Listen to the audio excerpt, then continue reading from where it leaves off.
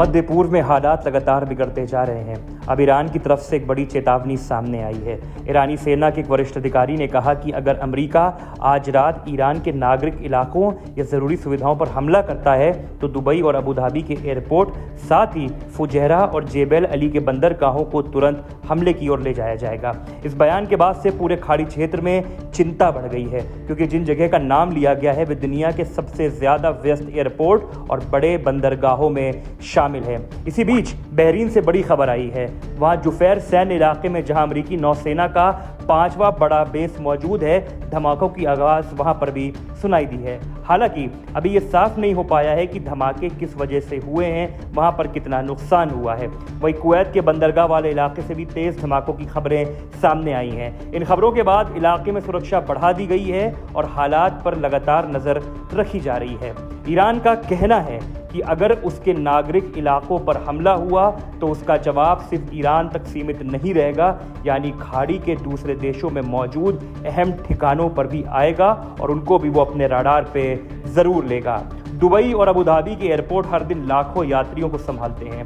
वहीं जेबेल अली और फुजैरा के बंदरगाह दुनिया के बहुत बड़े व्यापारिक केंद्रों में शुमार किए जाते हैं। अगर इन जगहों पर कोई हमला होता है, किसी भी प्रकार का आक्रमण होता है या इन्हें बंद कराना पड़ता है तो इसका असर सिर्फ मध्य पूर्व ही नहीं बल्कि दुनिया के कई देशों पर पड़ सकता है।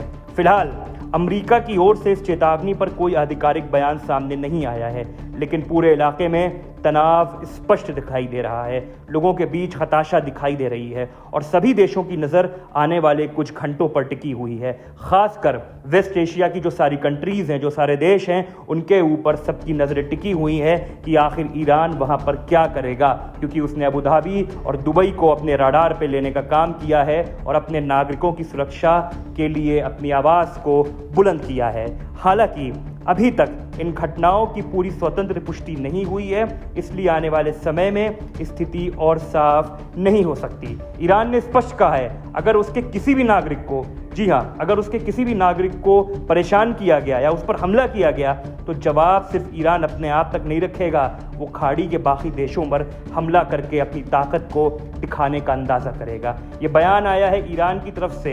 ये ईरान की सेना के एक वरिष्ठ अधिकारी ने बयान दिया है और उनके वरिष्ठ अधिकारी के बयान के बाद से इस समय हर जगह खलबली मच गई है।